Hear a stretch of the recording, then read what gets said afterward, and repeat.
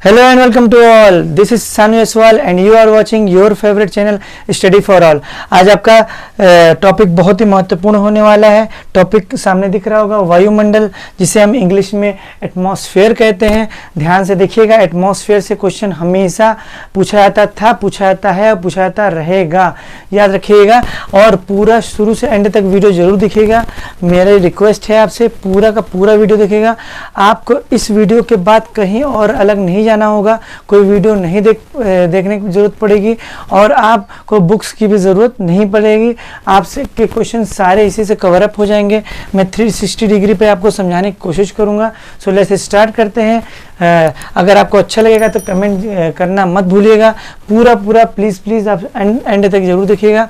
तो पहला क्वेश्चन, वायुमंडल नाम ही से लग रहा होगा, वायु का मंडल, जिसमें वायु का मंडल मतलब जिसमें मंडल पाए जाते हैं और जो वायु से घिरा हो, मतलब पृथ्वी को चारों ओर से घेरे हुए वायु के मंडल को या वायु के आवरण को वायुमंडल कहते हैं। पहला क्वेश्चन पूछाएगा कि वायुमंडल में कुल कितने मंडल हैं, तो एक हाथ में कितनी उंगलियां होती हैं, तो 5 होती हैं।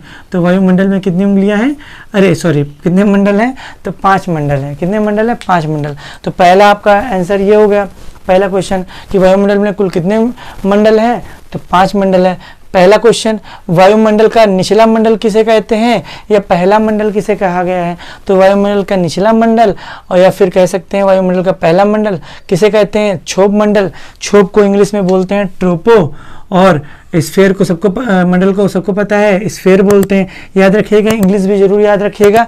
पेपर में ऐसे ही पूछ लेता है, ट्रोपो ऐसे भी दे देता है, ट्रोपो।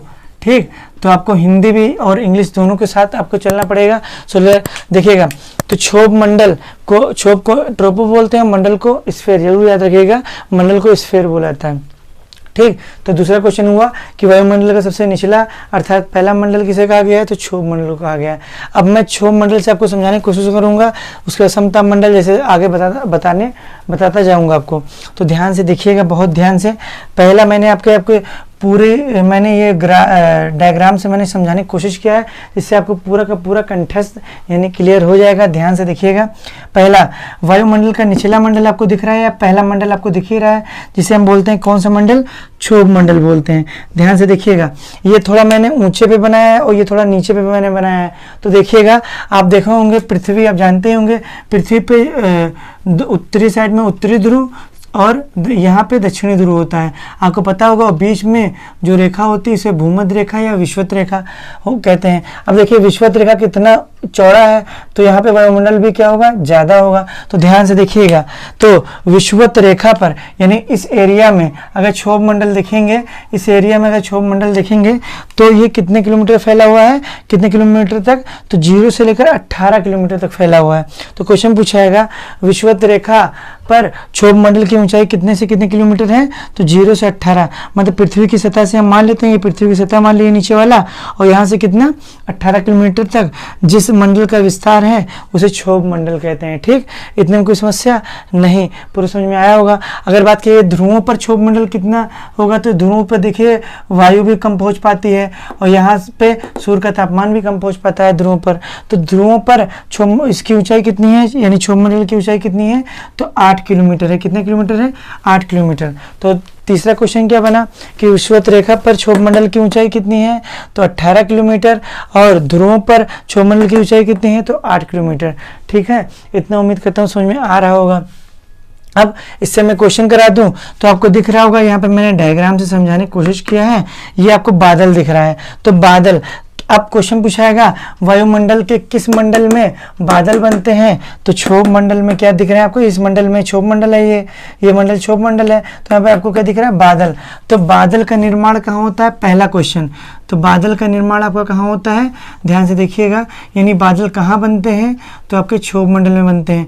पहला क्वेश्चन, तो बादल बनेंगे, तो बादल जब होगी तो कभी जो बादल बरसे मतलब पानी, तो बरसता कौन है, पानी, जल, तो वर्षा भी होगी भाई, बादल बनेंगे तो वर्षा भी होगी। तो वर्षा भी कहाँ होती है अगर बात किएगी, यानी बरसात कहाँ होती है, या बरसात या जिसे हम वर्षा बोलते हैं, तो कहाँ होती है आपकी, तो ये क्षोभ मंडल में होती है। ठीक, तो बादल कहाँ बनते हैं? तो क्षोभ मंडल में बनते हैं। वर्षा कहाँ होती है? तो क्षोभ मंडल में होती है। ठीक, इतने में कुछ समस्या। ये आपको दिख रहा होगा बिजली मैंने बनाया है। क्या बनाया है? बिजली। तो क्वेश्चन पूछाएगा, ध्यान से देखिएगा, क्वेश्चन पूछेगा बिजली कहाँ चमकती है। ठीक, तो बिजली जो चमकती है, ध्यान से देखिएगा, क्या बिजली, तो बात की जा रही है बिजली। तो बिजली कहाँ चमकती है? तो बिजली जो चमकती है वो भी कहाँ चमकती है? तो ये क्षोभ मंडल में चमकती है। ध्यान से देखिएगा, ध्यान से, यहाँ पर मैंने ये भी बनाया हुआ है, देखिए डॉटेड लाइट स्ट्रक्चर मैंने बनाया हुआ है। डॉटेड लाइट स्ट्रक्चर ये क्या है? धूल के कण। ध्यान से देखिएगा, क्वेश्चन पहला एक और पूछा गया कि धूल के कण कहाँ आपको देखने को मिलेंगे। तो धूल के कण आपको कहाँ देखने को मिलेंगे? तो वो भी क्षोभ मंडल में देखने को मिलेंगे। साथ साथ ध्यान से देखिएगा, नेक्स्ट क्वेश्चन क्या पूछाएगा? जलवाष्प कहाँ बनते हैं? तो वाटर वेपर यानी जलवाष्प कहाँ बनते हैं भैया? तो ये भी वायुमंडल में, वायुमंडल के क्षोभ मंडल यानी सबसे निचले मंडल में बनते हैं। ठीक, उम्मीद करता हूं समझ में आ रहा होगा। तो आपको देख रहे होंगे बादल का बनना, बरसात का होना, बिजली का चमकना, धूल के कण तथा जलवाष्प, ये तो समझ में आ ही रहा होगा। अब कुछ भी पूछ ले, तूफान पूछ ले, कुछ भी पूछ ले, XYZ, तो ये कहाँ ये सारी घटनाएं होती हैं? तो ये सारी घटनाएं कहाँ होती हैं? तो क्षोभ मंडल में होती है। तो ये क्या आपको दर्शा रहा है? बादल का बनना, बरसात का होना, बिजली का चमकना, धूल का कण और जलवाष्प, तूफान का होना, ये क्या दर्शा रहा है? मौसमी परिवर्तन। क्या दर्शा रहा है भैया? मौसमी परिवर्तन। बहुत ध्यान से समझिएगा, एक चीज मैं डिस्क्राइब कर रहा हूं आपको। मौसमी परिवर्तन, या फिर क्वेश्चन पूछेगा घुमा के, मौसमी परिवर्तन वायुमंडल किस मंडल में होता है? तो क्षोभ मंडल में होता है। या मौसमी घटनाएं कहाँ होती हैं? तो ये आपको कहाँ देखने को मिल रही हैं? क्षोभ मंडल में होती हैं। तो आपका आंसर होगा क्षोभ मंडल। टिक किस पे लगाएंगे? क्षोभ मंडल पे। तो इतनी कोई समस्या? अब ध्यान से देखिए, मौसमी घटनाएं होती है ना, ध्यान से देखिएगा। अब मैंने बादल क्या एक ही बनाकर समझा सकता था, लेकिन यहाँ पे मैंने बादल 4 बनाए हैं, तो ये मुंह दिखाई के लिए तो होगा नहीं। तो ध्यान दीजिएगा, ये 4 बादल का जानते हैं, कहते हैं मौसम की तरह तुम भी बदल तो ना जाओगे। तो आपने सुना ही होगा। तो बादल क्या होता है? मौसम का क्या होता है? ये तो मंडराते रहते हैं, घुमा करते हैं। ठीक है, तो देखिए बादल एक जगह से दूसरी जगह, दूसरी जगह से तीसरी जगह, और अपना स्थान जैसे लगता है बदलता रहता है। इसीलिए क्वेश्चन पूछा जाता है। ध्यान से देखिएगा, यहाँ पे पहला क्वेश्चन मैंने पूछा मौसमी परिवर्तन कहाँ होते हैं? तो आपने क्षोभ मंडल पे टिक लगाना है। तो मौसमी परिवर्तन होते हैं, इसीलिए इस मंडल का दूसरा नाम है अधोमंडल। क्या बोलते हैं भैया? अधोमंडल। तो किस मंडल को अधोमंडल बोला जाता है? तो क्षोभ मंडल पे लगाएंगे। बहुत ध्यान से समझिएगा, पूरा चीज समझिएगा ध्यान से। फिर क्वेश्चन पूछा आएगा, ध्यान से समझिएगा, आप सभी लोग के लिए बहुत ही महत्वपूर्ण है। देखिए बादल एक जगह से दूसरी जगह क्या करते हैं? संवहन करते हैं, मतलब एक जगह से दूसरी जगह घूमते हैं। इसीलिए क्वेश्चन पूछा आएगा किस मंडल को संवहन मंडल कहते हैं, या फिर किस मंडल का नाम संवहन मंडल है? तो आप किस पे लगाएंगे? तो ये भी आप क्षोभ मंडल पे लगाएंगे। इतनी कोई समस्या नहीं, समझ में आया होगा आपको। और अगर बात की जाएगी नेक्स्ट, अब देखिए बादल ऐसे लग रहा है तैरता है, तो इसीलिए एक और क्वेश्चन पूछा जाएगा, ध्यान से देखिएगा, किस मंडल को तैरता हुआ मंडल कहा जाता है? तो किस मंडल को तैरता हुआ मंडल कहा जाता है? तो आपका आंसर बनेगा क्या भैया? तो ये आपका आंसर बनेगा क्या? क्षोभ मंडल। ठीक है, आंसर क्या बनेगा आपका? क्षोभ मंडल। जैसे लगता है तैर रहा है बादल, ऐसे लगता ही है ना, ध्यान से देखिएगा। फिर अगर क्वेश्चन पूछाएगा, बहुत ध्यान से समझते जाइएगा, और अगर क्वेश्चन पूछाएगा यहाँ पे मौसमी घटनाएं होती हैं, तो ध्यान से देखिएगा, हमेशा परिवर्तन हुआ करता है, तो इसे परिवर्तनकारी मंडल ही बोलते हैं, या परिवर्तन मंडल ही बोला गया है। किस मंडल को परिवर्तन मंडल बोलते हैं? तो क्षोभ मंडल आपका आंसर होगा। यहाँ पे मौसमी घटनाएं बार बार मौसम बदलते रहते हैं, इसीलिए इसे परिवर्तन मंडल बोलते हैं। अगर और क्वेश्चन पूछा है कि इतने सारे क्वेश्चन हो गए, और देखिए यहाँ पे मतलब घटनाएं सारी होती रहती हैं, यहाँ पे हमेशा डिस्टर्बेंस हुआ करता है, तो डिस्टर्बेंस होता है यानी विक्षोभ होता है। ट्रिब्युलेंट स्फीयर भी इसीलिए इसे बोला जाता है, यानी इसे विक्षोभ मंडल भी कहते हैं। किस मंडल के नाम से आता है? विक्षोभ मंडल भी कहते हैं। इसके इतने सारे नाम हैं। अब ध्यान से देखिएगा, हमेशा मौसम चेंज हुआ करता है, इसीलिए एक और नाम दे दिया गया है। इसका एक और नाम है, इसे समताप मंडल बोलते हैं। ध्यान से देखिएगा, एक होता है समताप, आप पढ़े होंगे, एक पढ़े होंगे समताप। तो ये समताप वो समताप नहीं है, समताप मंडल क्षोभ मंडल के बाद पाया जाता है, ये माँ होता है। और आपको यहाँ पे क्या दिख रहा है, अंक की बंदी। तो क्षोभ मंडल का ये दूसरा है, वो दूसरा है, तो समताप मंडल भी इसे बोलते हैं, इसे सन ताप मंडल बोलेंगे, सा ना सन, ठीक, इसे सन ताप मंडल भी कहते हैं। तो इतने सारे क्वेश्चन आपको कहीं नहीं देखने को मिलेगा, आपको यहीं मिलेगा सारी चीज़ें। तो उम्मीद करता हूँ समझ में आ रहा होगा। अब यहाँ पे सारे मौसमी घटनाएं होती हैं, खूब तेज तूफान आएगा, हवा आती है, खूब तेज तीव्र गति से आंधियाँ आती हैं, तो सारी चीज़ यहीं आती है ना। तो आंधी आती है और यहाँ पे क्या बनते हैं, ध्यान से देखिएगा, यहाँ पे बादल भी बनते हैं। तो आंधी आती है, हवा आती है, बादल बनते हैं, इसीलिए यहाँ पे वायुयान नहीं उड़ाया जाता है, इसीलिए वायुयान यहाँ पे नहीं उड़ाया जाता है, नहीं उड़ाया जाता है, क्योंकि विमान क्रैश भी कर सकता है, तो वायुयान नहीं उड़ाया जाता है। तो उम्मीद करता हूँ समझ में आ रहा होगा। तो यहाँ पे वायुयान नहीं उड़ाया जाता है, इसीलिए कहते हैं क्षोभ मंडल में ना उड़ाकर कहाँ उड़ाते हैं। देखिए वह यहाँ पे प्यारा सा मैंने हवाई जहाज बनाया ही हुआ है, ठीक है। तो क्षोभ मंडल में ना उड़ा के कहाँ उड़ाते हैं, समताप मंडल, यहाँ से लेकर यहाँ तक जो है वो समताप मंडल है, ठीक है। उम्मीद करता हूँ समझ में आ रहा होगा। फिर ध्यान से देखिएगा, ये सारी चीज़ें हो गई। अब देखिएगा हम सब किस पे रहते हैं, देखिए हम सब अपने आप को ही बना लेते हैं, देखिए ये हम ही सब हैं, ध्यान से देखिएगा, ये हाथ वाथ बना दिए, ठीक। तो हम सब कहाँ रहते हैं, क्षोभ मंडल से हमारा संपर्क रहता है।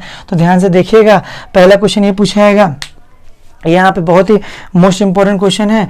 यहाँ पे क्वेश्चन पूछा जाएगा कि यहाँ पे 165 मीटर यानी पृथ्वी की सतह से, ध्यान से देखिएगा, 165 मीटर क्या भैया, पृथ्वी की सतह से 165 मीटर ऊपर जाने पर क्या होगा, 1 डिग्री सेल्सियस में कमी आएगी।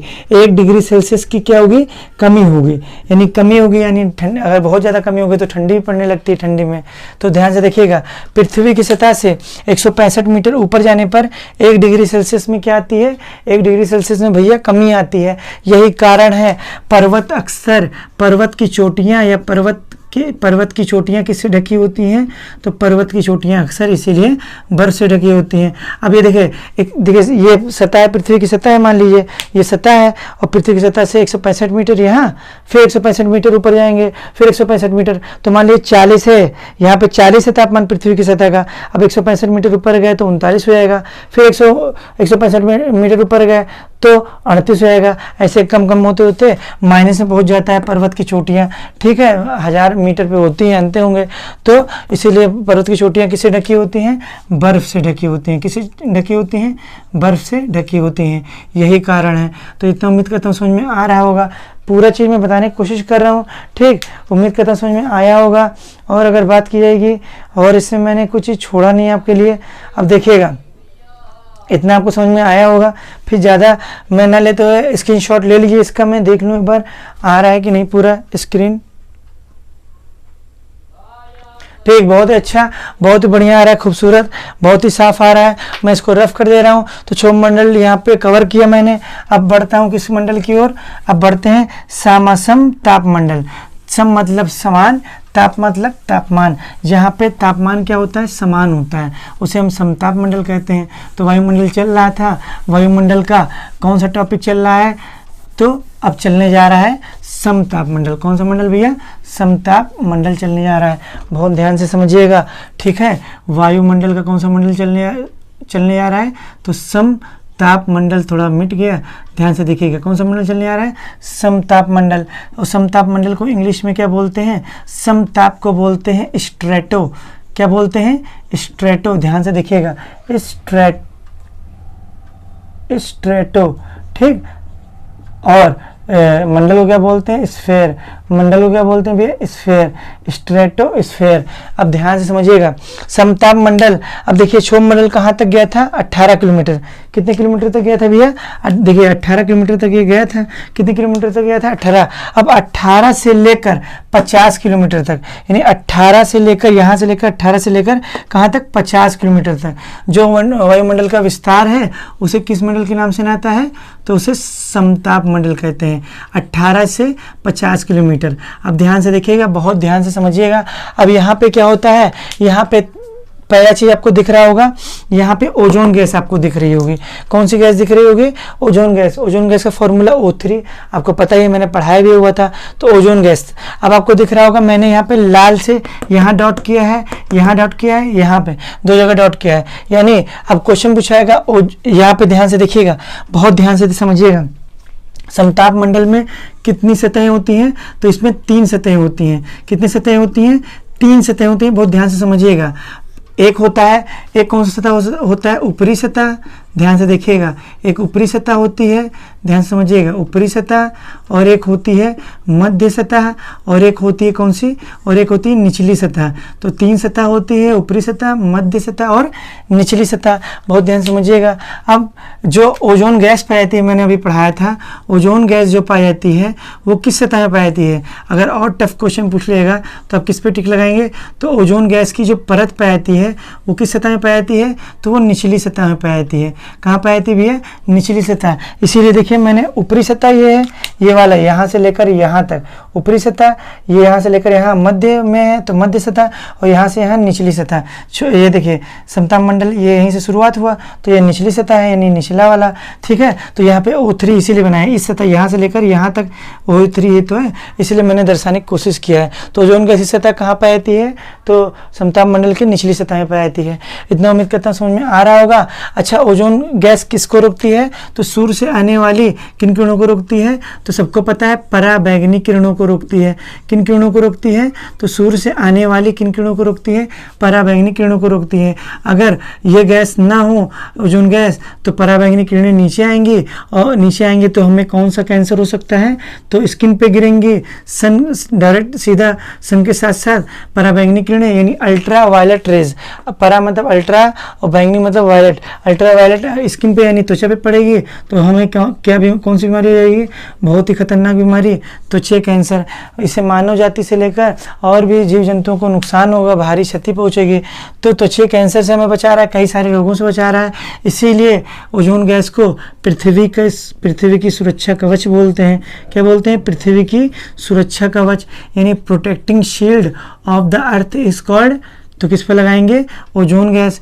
ठीक है, तो अच्छा यहाँ से ध्यान से देखिएगा, मैं आपको बताने की कोशिश करूंगा। तो जो ओजोन गैस की, अभी देखिए, पृथ्वी की सुरक्षा कवच कहते हैं, या फिर इसे क्या बोलते हैं? पृथ्वी का कंबल। अब पृथ्वी कंबल बोल दीजिए, या फिर कंबल क्या करता है? जाड़े से बचाता है, और ये हमें बीमारियों से बचा रहा है, इसीलिए पृथ्वी कंबल बोल दिए, चादर बोल दिए, रजैया बोल दिए, कुछ भी बोल दिए। ठीक, तो पृथ्वी कंबल या पृथ्वी की सुरक्षा कवच किसे बोला गया है? Ozone gas. ओजोन गैस पूछाएगा वायुमंडल के किस मंडल में पाई जाती है? तो बहुत ही बार पूछा गया है, तो समताप मंडल में पाई जाती है। और टफ पूछ लिया और इंटरनली पूछ लिया तो समताप मंडल किस सतह में पाई जाती है? तो निचली सतह में पाई जाती है। तो इतना उम्मीद करता हूं समझ में आया होगा। फिर आगे बढ़ते हैं तो क्वेश्चन आपका क्या समझ में आएगा? एराइज होगा कि जो ओजोन गैस की सतह है इसकी सघनता कितने से कितने किलोमीटर तक फैली है। अब ध्यान से देखिएगा कि पूरे समताप मंडल में सघन थोड़ी ना है, पूरी ज़्यादा मात्रा में थोड़ी ना पाता है, ये मात्र यहाँ से लेकर 20 से 35 किलोमीटर तक इसकी सघनता पाई जाती है। क्वेश्चन पूछाएगा समताप मंडल में ये कितने से कितने किलोमीटर तक इसकी सघनता पाई जाती है? तो इसकी सघनता कितने से कितने किलोमीटर तक पाई जाती है? तो ओजोन गैस की सघनता 20 से 35 किलोमीटर तक ये पाई जाती है।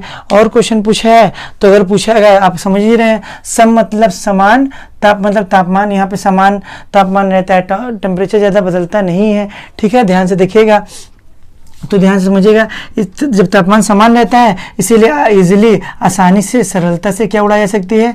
हवाई जहाज उड़ाई जा सकती है, और क्या उड़ाई जा सकती है? जेट विमान उड़ाई जा सकती हैं। तो क्वेश्चन क्या पूछाएगा कि किस मंडल में हवाई जहाज उड़ाया जाता है? तो हवाई जहाज किस मंडल में उड़ाया जाता है? तो आंसर क्या बनेगा आपका? तो समताप मंडल। या जेट विमान कहाँ उड़ाए जाते हैं? तो आंसर क्या बनेगा आपका? तो समताप मंडल। तो इतने में कोई समस्या नहीं, बहुत सारी नॉलेज मिल रही होगी आपको, बहुत ही मज़ा आ रहा होगा, बहुत ही बेहतरीन आपको टॉपिक में समझा रहा हूँ, बहुत ही नॉलेज के साथ। अब क्वेश्चन पूछाएगा, क्या क्वेश्चन पूछाएगा मैं और भी कोशिश कर रहा हूँ, जिससे मैं और भी चीज़ जो आता है मैं आपको बताने की कोशिश करूँगा। ध्यान से देखिएगा, इसकी मोटाई ये बहुत उल्टा है। देखिए क्षोभमंडल में क्या था? विषुवत रेखा में इसकी मोटाई क्या थी? अधिक थी, लेकिन ध्रुवों पर क्या थी? कम थी। ठीक, लेकिन अगर बात की जाएगी इसमें क्या होगी? ये समताप मंडल में क्या होता है? समताप मंडल में विषुवत रेखा पर मोटाई अगर बात की जाएगी, यदि वायुमंडल की सघनता कम पाई जाती है, विषुवत रेखा पर इसकी मोटाई क्या होती है? विषुवत रेखा में कम होती है। इसकी मोटाई किसकी? समताप मंडल मतलब की सघनता कम पाई जाती है। समताप मंडल की मोटाई यानी सघनता क्या होती है, विषुवत रेखा पे कम पाई जाती है। और अगर बात की जाए ध्रुवों पर, तो ध्रुवों पर क्या होती है, ध्यान से समझिएगा, तो ध्रुवों पर अधिक होती है इसकी सघनता यानी मोटाई। किसकी सघनता, तो समताप मंडल की। इतने में कोई समस्या नहीं, समझ में आ रहा होगा। अच्छा देखिए, इस मंडल में यानी किस मंडल में, समताप मंडल में प्रारंभ में, मतलब समताप मंडल में प्रारंभ में अगर ऊपर जाएंगे तो ताप उच्च प्रारंभ में क्या होगा, ये प्रारंभ में ऊपर जाएंगे, मतलब प्रारंभ में ऊंचाई में जाएंगे। अगर प्रारंभ में अगर ऊंचाई में जाएंगे, अगर हाइट पे अगर जाएंगे तो क्या होगी, टेम्परेचर क्या होगा, तापमान समान रहेगा। तापमान क्या होगा भैया, तो तापमान क्या होगा, समान होगा, तापमान इसका समान होगा। पर अगर आप और उसके बाद अगर जाएंगे तो क्या होगा, ध्यान से देखिएगा, उसके बाद अगर जाएंगे आप, तो बहुत ही मोस्ट इंपॉर्टेंट क्वेश्चन है ये, मैं अलग से बता रहा हूँ आपको। उसके बाद अगर आप जाएंगे तो क्या होगा, उसके बाद क्या होगा, उसके बाद तापमान में वृद्धि होगी। उसके बाद टेम्परेचर क्या होगा, तापमान में क्या होगी, वृद्धि होगी, यानी तापमान क्या हो जाएगा, बढ़ जाएगा। ठीक है, तो प्रारंभ में अगर जाएंगे ऊंचे तक तो तापमान बिल्कुल इक्वल जो होगा यहाँ पे वहाँ भी होगा, लेकिन और ऊंचाई पे थोड़ा ऊपर गए तो तापमान क्या हो जाएगा, बढ़ जाएगा, टेम्परेचर इंक्रीज कर जाएगी। इतनी कोई समस्या नहीं। अब यहाँ पे कोई बादल तो बनते नहीं, पर क्वेश्चन पूछाता है किस मंडल में, समताप मंडल लिखा ही हुआ है, किस मंडल में झूठा बादल बनता है। तो क्वेश्चन पूछा है किस मंडल में झूठा बादल बनता है, तो आंसर आपका बनेगा क्या, समताप मंडल। तो झूठा बादल कहाँ बनता है, तो समताप मंडल में बनता है। अब उस बादल का नाम भी दिया गया है, उस बादल को किस बादल के नाम से जाना जाता है, तो उस बादल को नेक्रियस बादल के नाम से जाना जाता है। किस बादल के नाम से जाना जाता है, नेक्रियस बादल, और बादल को इंग्लिश में क्लाउड बोलते हैं। तो क्वेश्चन पूछाएगा झूठा बादल, नेक्रियस बादल नाम का झूठा बादल वायुमंडल किस मंडल में बनता है, तो समताप मंडल में बनता है। ऐसा लगता है बादल है लेकिन बादल नहीं होता है। और ये क्वेश्चन पूछेगा कि वह कौन सा मंडल है, वायुमंडल है जहाँ पर झूठा बादल तो बनता है पर वह मोती के जैसा दिखता है। कैसे दिखता है, मोती जैसे पल्स के जैसा दिखता है, तो पल्स जैसा दिखता है। तो इसका दूसरा नाम इसलिए और भी रखा गया है, दूसरा नाम भी रखा गया है क्योंकि मोती के ऐसे दिखने के कारण इसका दूसरा नाम भी रखा गया है। इसलिए इसे मदर ऑफ पर्ल्स भी बोलते हैं। क्या बोलते हैं भैया, मदर ऑफ पर्ल्स भी बोलते हैं। बहुत ही मोस्ट इंपॉर्टेंट ये टॉपिक मैं पढ़ा रहा हूँ, बता रहा हूँ आपके लिए, बहुत ही बेनिफिशियल है, बहुत ही मोस्ट इंपॉर्टेंट है।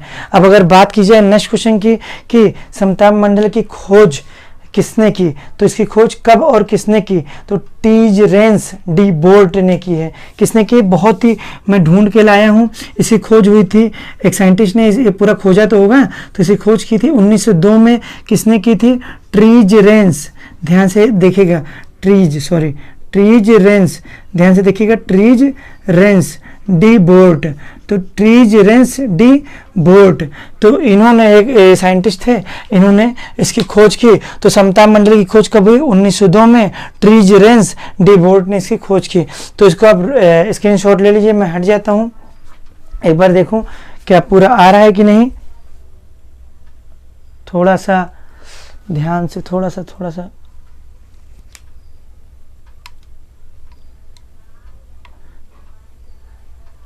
ठीक। एक बार मैं देखिए फिर से बता दे रहा हूँ, देखिएगा इसकी खोज किसने की थी, टीजरेंस डी बोर्ट ने की थी। ध्यान से देखिएगा, टीजरेंस डी बोर्ट ने इसकी खोज की थी। पूरा आपको दिख रहा होगा, थोड़ा सा ये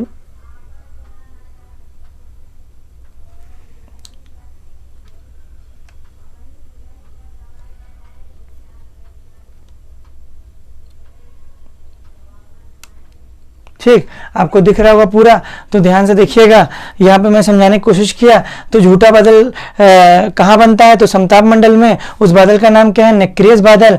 वह कौन सा बादल, झूठा बादल है जो मोती जैसा दिखता है, तो मदर ऑफ पर्ल्स यानी नेक्रियस बादल। कहाँ से ये कहाँ पाया जाता है, यानी कहाँ बनता है, तो ये समताप मंडल में। इसकी खोज किसने की थी, समताप मंडल की, तो 1902 में टीजरेंस डी बोर्ट ने इसकी खोज की थी। तो इसको मैं रफ कर दे रहा हूँ, उम्मीद करता हूँ पूरा समझ में आया होगा आपको। ठीक है। तो पराबैंगनी किरणों की खोज बताइएगा कमेंट सेक्शन बॉक्स में कि किसने की। अब बढ़ते हैं नेक्स्ट वायुमंडल की ओर और नेक्स्ट मंडल की ओर और नेक्स्ट मंडल यानी नेक्स्ट स्फीयर अगर बात की जाए तो कौन सा है ये भी मैं बताने जा रहा हूँ आपको। तो आपको दिख रहा होगा, बताने की ज़रूरत नहीं है, मध्य मंडल दिख रहा होगा, मध्य मंडल तो आपको दिख ही रहा होगा मध्य मंडल, ध्यान से देखिएगा। तो मध्य मंडल बताने जा रहा हूँ, ध्यान से देखिएगा। हाँ,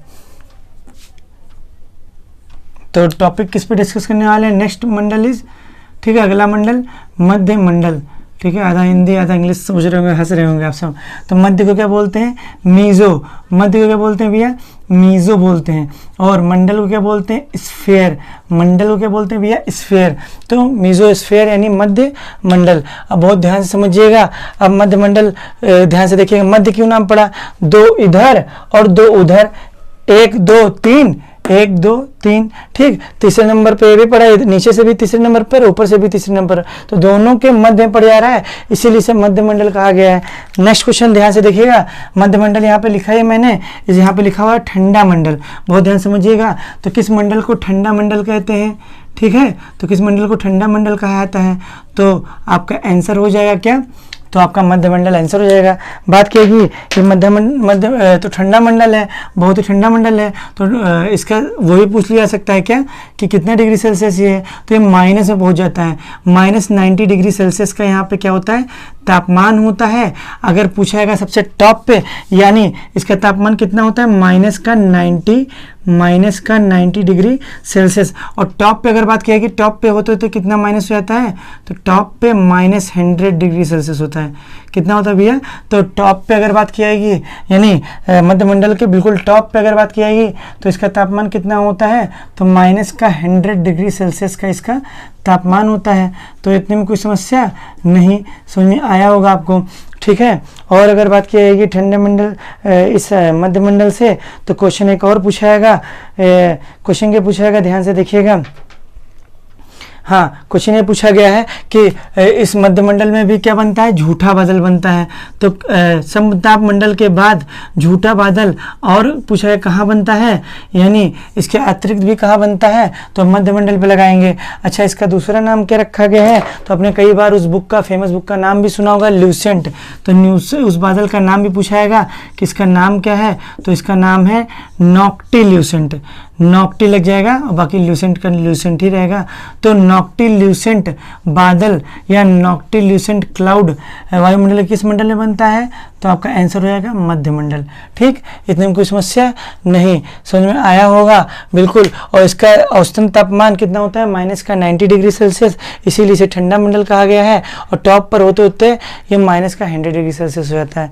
तो इतना उम्मीद करता हूँ समझ में आया होगा। और आगे बढ़ते हैं। और अच्छा, बात किया कि कितने से कितने किलोमीटर फैला हुआ है, तो पृथ्वी की सतह से, ध्यान से देखिएगा, अगर हम पृथ्वी की सतह से 50 किलोमीटर ऊपर गए, 50 किलोमीटर, तो 50 किलोमीटर के बाद से जो मंडल मिलेगा आपको, 50 किलोमीटर के बाद से, देखिए बाद से जो मंडल मिलेगा उसे मध्य मंडल कहते हैं। और ये कितने किलोमीटर तक फैला हुआ है, 80। तो 50 से लेकर कितने किलोमीटर तक फैला हुआ है भैया, तो 50 से 80 किलोमीटर तक इसका क्या है, फैला न बोल के हम क्या बोल सकते हैं, विस्तार है इसका, ठीक है। तो इसका विस्तार 50 से 80 किलोमीटर तक का है, ठीक। इतनी कोई समस्या नहीं, तो इसको मैं रब कर दे रहा हूँ, ठीक। अब बढ़ते हैं नेक्स्ट मंडल की ओर। तो नेक्स्ट मंडल हमारा कहता है, कौन सा मंडल, जो कि थोड़ा आपको बहुत ही अच्छे समझना होगा, थोड़ा बड़ा है ये, जैसे क्षोभ मंडल बड़ा था समताप, वैसे ये भी है। तो आयन मंडल। तो नेक्स्ट मंडल क्या है, आयन। आयन को इंग्लिश में क्या बोलते हैं, आयनो।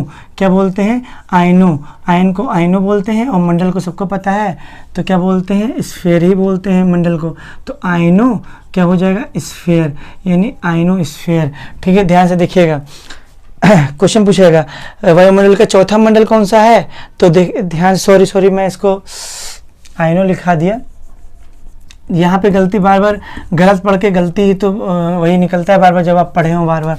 देखिए सही है लगभग, लेकिन मैं आपको पूरा डिटेल में बताऊंगा। आयन मंडली बोल सकते हैं, बट पूरी तरह से अगर बोलना चाहेंगे तो इसे ताप मंडल बोलते हैं। क्या बोलते हैं, ताप मंडल। और ताप को बोलते हैं थर्मो।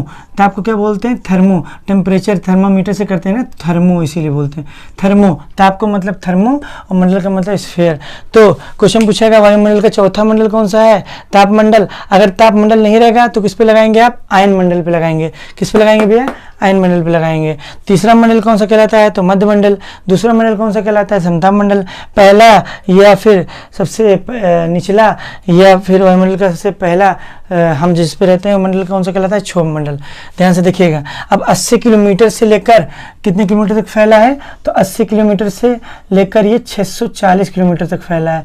80 किलोमीटर से लेकर कितने किलोमीटर तक फैला भैया, 640 किलोमीटर तक ये इसका विस्तार पाया जाता है। वो मंडल का नाम क्या है, ताप मंडल।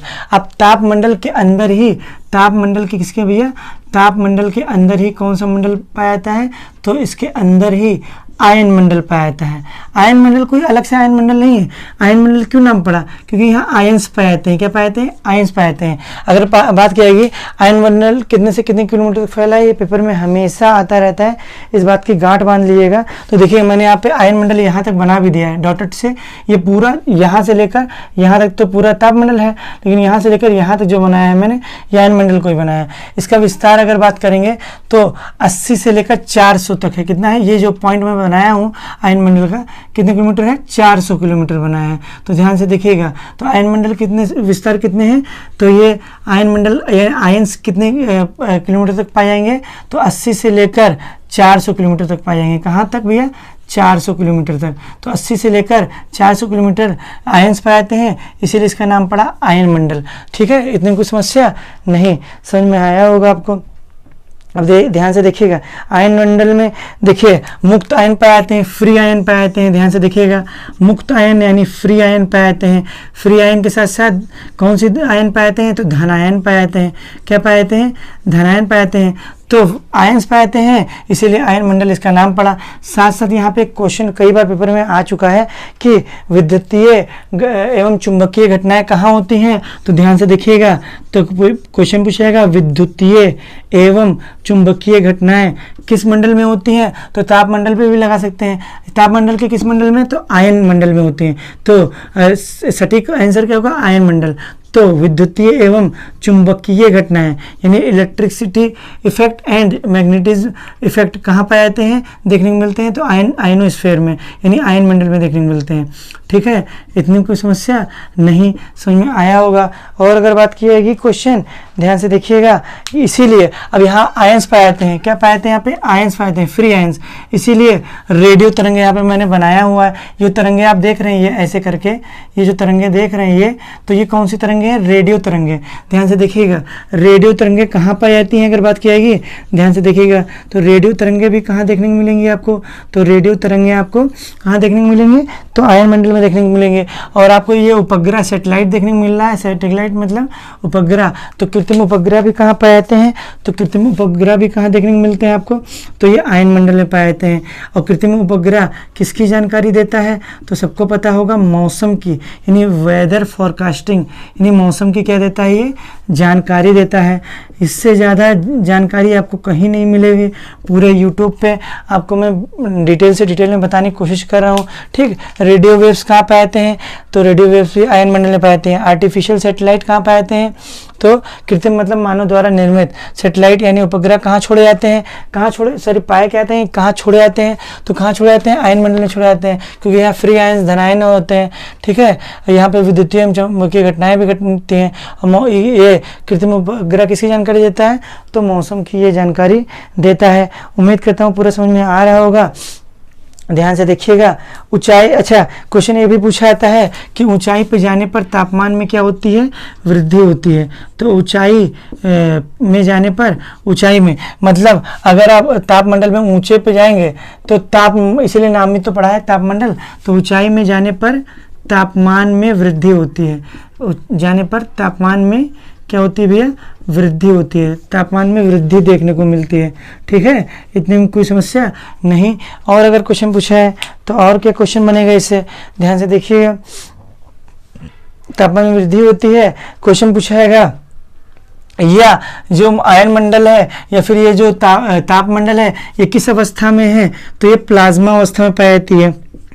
क्वेश्चन पूछा गया था वायुमंडल का कौन सा मंडल है जो प्लाज्मा अवस्था में पाई जाती है, तो तापमंडल, और तापमंडल अगर नहीं रहेगा तो उस पर टिक लगाएंगे आयन मंडल। तो ये प्लाज्मा अवस्था में पाई जाती है। किस अवस्था में पाई जाती है? प्लाज्मा अवस्था में पाई जाती है। ध्यान से देखिएगा। तो रेडियो तरंगें कहाँ छोड़ी जाती हैं, पाई जाती हैं, परावर्तित होती हैं? तो यहाँ पे हम सब रेडियो लिए रहते हैं। देखिए रेडियो लिए रहते हैं तो रेडियो सिग्नल यहाँ भेजते हैं और ये रेडियो तरंगें परावर्तित होते कहाँ आती हैं? यहाँ तक। तो हम जब एंटीना लगाए रहते हैं तभी हम सुन पाते हैं सिग्नल के द्वारा। तो अगर यहाँ पे रेडियो आयंस ना होते तो हम सब रेडियो ना सुन पाते हैं। ठीक है, तापमंडल में आयन ना पाया था, यानी आयन मंडल इसीलिए नाम तो पड़ा कि आयन पाते हैं। तो हम अगर आयंस ना होते, फ्री आयंस और धन आयन ना होते तो हम रेडियो ना सुन पाते। ठीक है, कितने वगैरह भी आयंस के कारण ही यहीं छोड़े जाते हैं। ठीक है, इतना मुझे समझ में आया होगा। और साथ साथ नेक्स्ट क्वेश्चन की बात की जाए, बहुत ही मोस्ट इंपॉर्टेंट क्वेश्चन है, ध्यान से देखिएगा। क्वेश्चन क्या है? आयन मंडल को कितने परतें पाई जाती हैं? तो ध्यान से देखिएगा, आयन मंडल में कितने परत हैं? तो आयन मंडल है खुद ये एक मान लिए पहला, ठीक, ये मान लीजिए दूसरा, ध्यान से देखिएगा, और ये तीसरा हो जाएगा। तो पहला, दूसरा और तीसरा। तो आयन मंडल में बात की जाएगी कितने परतें हैं? तो ध्यान से देखिएगा, तो आयन मंडल में 3 परतें हैं। कितने परतें हैं भैया? तो आयन मंडल में 3 परतें हैं। कितने परतें हैं? 3 परतें। पहला ये बनाया, दूसरा और ये तीसरा। ध्यान से देखिएगा, पहला, दूसरा और तीसरा, ध्यान से समझिएगा। पहले लेयर को, यानी पहले परत लेयर को क्या बोलेंगे? यानी पहले सतह को क्या बोलेंगे? D layer. लेयर मतलब परत। पहला डी लेयर, दूसरा ई लेयर, दूसरा क्या हो जाएगा? ई लेयर हो जाएगा, और तीसरा क्या हो जाएगा? F layer. तीसरा क्या हो जाएगा भैया? F layer. तो कितने परतें पाई जाती हैं? तो 3 परतें पाई जाती हैं, डी, ई, एफ। अब डी के बारे में डिस्कस कर दूं तो डी में क्या होता है? ये आयन मंडल की सबसे निचली परत है। तो देखिएगा इसमें पहले कौन सा लेयर पाई थी? तो पहला लेयर पाई थी डी, दूसरा पाई थी ई, और तीसरा पाई थी एफ। बिल्कुल ध्यान समझिएगा, डी, ई, एफ। ठीक है, नाम से असेंडिंग है भी, डी, ई, एफ। पहला निचला डी, मध्य ई और ऊपरी एफ। तो ध्यान से देखिएगा, डी लेयर की बात की जाए, डी परत की बात की जाए तो सबसे निचला परत कहलाता है। तो पहला आंसर क्या बनेगा कि आयन मंडल का सबसे निचला परत कहलाता है। तो किस पर टिक लगाएंगे? डी परत पे लगाएंगे। सबसे देखिए कितना एडवांस क्वेश्चन है। सबसे निचला परत कौन सा है? तो सबसे निचला परत हो जाएगा आपका डी परत। फिर नेक्स्ट क्वेश्चन की बात की जाएगी। नेक्स्ट, ये कितने से कितने किलोमीटर की ऊंचाई पर फैला है? तो सबसे नीचे से होगा। तो ध्यान से देखिएगा, ये लगभग 80 से 96 किलोमीटर, 96 तक ये माना जाता है। कितना माना जाता है? 80 से लगभग ये 96, 80 से शुरू होगा, 80 से 96 किलोमीटर तक जो लेयर पाया जाएगा वो डी लेयर पाया जाएगा। और नेक्स्ट क्वेश्चन की बात की जाएगी तो रेडियो की लंबी तरंगों का परावर्तन भी यहीं से होता है।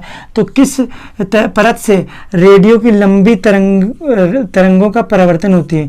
तो रेडियो की जितने भी लंबी तरंगें होती हैं, तो लंबी तरंगें जितनी भी होती हैं उनका परावर्तन, तरंगों का परावर्तन किस लेयर से होता है? तो डी लेयर से होता है। ठीक है, किस लेयर से होता है भैया? डी लेयर से होता है। इतने में कुछ समस्या नहीं, समझ में आया होगा आपको। ऊपर रफ कर दे रहा हूँ, ठीक है, इतना तो समझ ही गए होंगे आप सब। ठीक, इसको रफ कर दिया। अब आगे बढ़ता हूँ। तापमंडल मिट गया, चलिए कोई बात नहीं, यहाँ तक इसमें काम चल जाएगा। ध्यान से देखिएगा, कौन सा मंडल था? तापमंडल था। समझ में आ ही गया होगा, आपने वीडियो देख ही लिया होगा प्रीवियस का। ध्यान से देखिएगा। फिर दूसरे लेयर की बात की जाए तो दूसरी परत की बात होती है तो दूसरी ई लेयर होती है। दूसरी कौन सी लेयर होती है? ई लेयर होती है। ध्यान से देखिएगा, दूसरी लेयर की बात है ई लेयर। ई लेयर क्या होता है, खासियत किससे रखता है?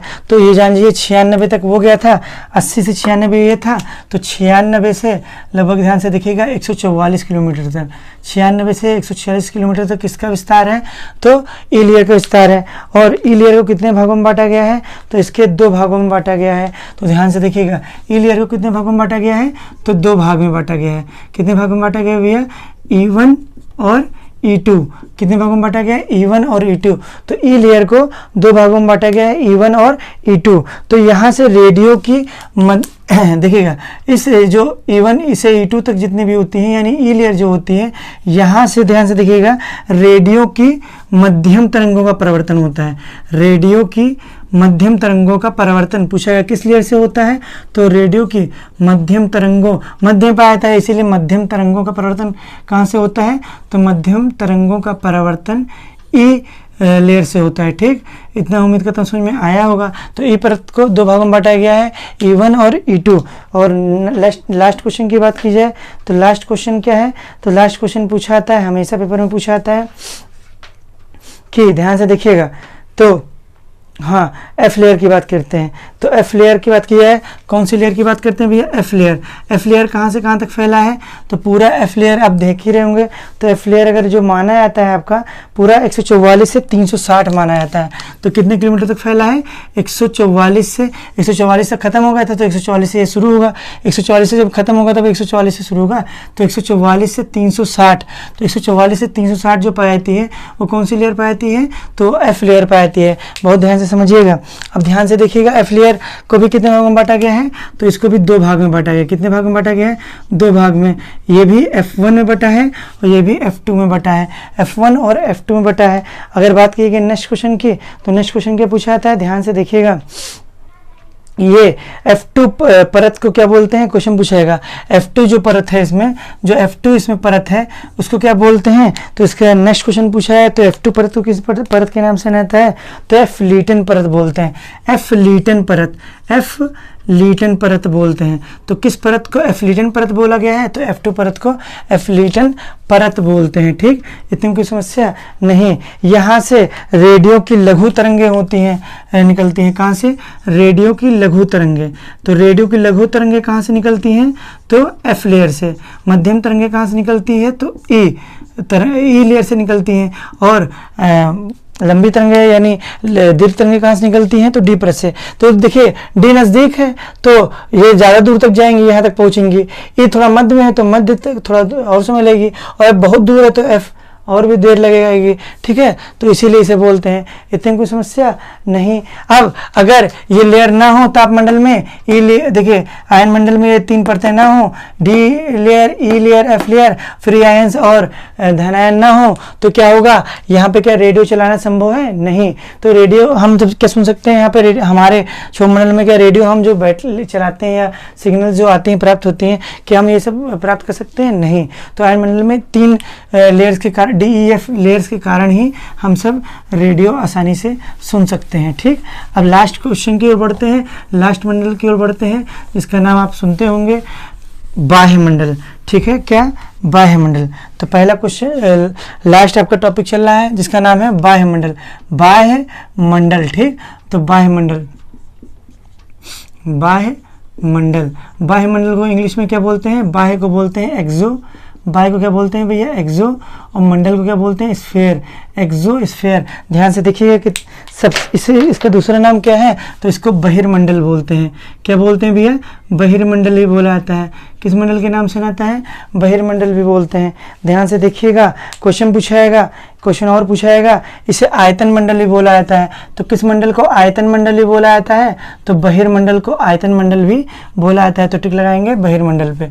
ठीक है, अगर क्वेश्चन पूछाएगा, अब ये कितने किलोमीटर है, अभी कुछ बताया नहीं जा रहा है, पता नहीं है, रिसर्च चल रही है।